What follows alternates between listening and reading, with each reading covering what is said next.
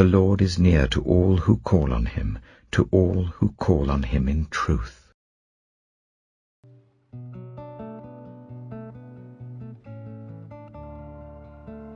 Ezekiel chapter 43.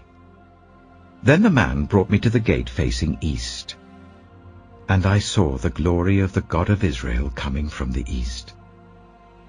His voice was like the roar of rushing waters, and the land was radiant with his glory. The vision I saw was like the vision I had seen when he came to destroy the city, and like the visions I had seen by the river Kibar, and I fell face down. The glory of the Lord entered the temple through the gate facing east. Then the Spirit lifted me up and brought me into the inner court, and the glory of the Lord filled the temple. While the man was standing beside me, I heard someone speaking to me from inside the temple. He said, "Son of man, this is the place of my throne, and the place for the soles of my feet. This is where I will live among the Israelites forever. The people of Israel will never again defile my holy name, neither they nor their kings, by their prostitution and the funeral offerings for their kings at their death. When they place their threshold next to my threshold, and their doorposts beside my doorposts, with only a wall between me and them, they defiled my holy name by their detestable practices, so I destroyed them in my anger. Now let them put away from me their prostitution and the funeral offerings for their kings, and I will live among them forever." Son of man, describe the temple to the people of Israel, that they may be ashamed of their sins. Let them consider its perfection, and if they are ashamed of all they have done, make known to them the design of the temple, its arrangement, its exits and entrances, its whole design, and all its regulations and laws. Write these down before them, so that they may be faithful to its design and follow all its regulations. This is the law of the temple. All the surrounding area on top of the mountain will be most holy. Such is the law of the temple. These are the measurements of the altar in long cubits, that cubit being a cubit and a handbreadth. Its gutter is a cubit deep and a cubit wide, with a curb of 1 span around the edge. And this is the height of the altar. From the gutter on the ground up to the lower ledge that goes round the altar, it is 2 cubits high, and the ledge is a cubit wide. From this lower ledge to the upper ledge that goes round the altar, it is 4 cubits high, and that ledge is also a cubit wide. Above that, the altar hearth is 4 cubits high, and 4 horns project upwards from the hearth. The altar hearth is square, 12 cubits long, and 12 cubits wide. The upper ledge is also a square, 14 cubits long and 14 cubits wide. All round the altar is a gutter of 1 cubit with a curb of half a cubit. The steps of the altar face east. Then he said to me, "Son of man, this is what the Sovereign Lord says. These will be the regulations for sacrificing burnt offerings and splashing blood against the altar when it is built. You are to give a young bull as a sin offering to the Levitical priests of the family of Zadok, who come near to minister before me, declares the Sovereign Lord. You are to take some of its blood and put it on the 4 horns of the altar, and on the 4 corners of the upper ledge and all around the rim, and so purify the altar and make atonement for it. You are to take the bull for the sin offering and burn it in the designated part of the temple area outside the sanctuary. On the 2nd day, you are to offer a male goat without defect for a sin offering, and the altar is to be purified as it was purified with the bull, When you have finished purifying it, you are to offer a young bull and a ram from the flock, both without defect. You are to offer them before the Lord, and the priests are to sprinkle salt on them and sacrifice them as a burnt offering to the Lord. For 7 days you are to provide a male goat daily for a sin offering. You are also to provide a young bull and a ram from the flock, both without defect. For 7 days they are to make atonement for the altar and cleanse it. Thus they will dedicate it. At the end of these days, from the 8th day on, the priests are to present your burnt offerings and fellowship offerings on the altar. Then I will accept you, declares the Sovereign Lord. Ezekiel chapter 44. Then the man brought me back to the outer gate of the sanctuary, the one facing east, and it was shut. The Lord said to me, "This gate is to remain shut. It must not be opened. No one may enter through it. It is to remain shut because the Lord, the God of Israel, has entered through it. The prince himself is the only one who may sit inside the gateway to eat in the presence of the Lord. He is to enter by way of the portico of the gateway and go out the same way." Then the man brought me by way of the north gate to the front of the temple. I looked and saw the glory of the Lord filling the temple of the Lord, and I fell face down. The Lord said to me, "Son of man, look carefully. Listen closely and give attention to everything I tell you concerning the regulations and instructions regarding the temple of the Lord. Give attention to the entrance to the temple and all the exits of the sanctuary. Say to rebellious Israel, 'This is what the Sovereign Lord says. Enough of your detestable practices, people of Israel. In addition to all your other detestable practices, you brought foreigners, uncircumcised in heart and flesh, into my sanctuary, desecrating my temple, while you offered me food, fat and blood, and you broke my covenant. Instead of carrying out your duty in regard to my holy things, you put others in charge of my sanctuary. This is what the Sovereign Lord says. No foreigner, uncircumcised in heart and flesh, is to enter my sanctuary, not even the foreigners who live among the Israelites.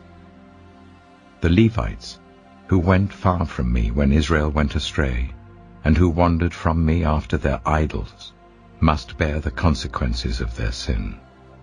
They may serve in my sanctuary, having charge of the gates of the temple and serving in it.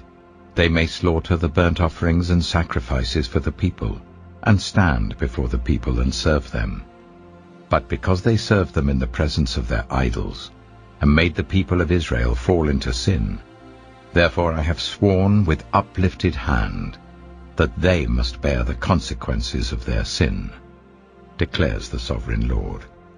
They are not to come near to serve me as priests, or come near any of my holy things or my most holy offerings. They must bear the shame of their detestable practices, and I will appoint them to guard the temple for all the work that is to be done in it. But the Levitical priests, who are descendants of Zadok, and who guarded my sanctuary when the Israelites went astray from me, are to come near to minister before me. They are to stand before me to offer sacrifices of fat and blood, declares the Sovereign Lord. They alone are to enter my sanctuary. They alone are to come near my table to minister before me and serve me as guards. When they enter the gates of the inner court, they are to wear linen clothes. They must not wear any woolen garment while ministering at the gates of the inner court or inside the temple. They are to wear linen turbans on their heads and linen undergarments round their waists. They must not wear anything that makes them perspire. When they go out into the outer court where the people are, they are to take off the clothes they have been ministering in and leave them in the sacred rooms, and put on other clothes, so that the people are not consecrated through contact with their garments.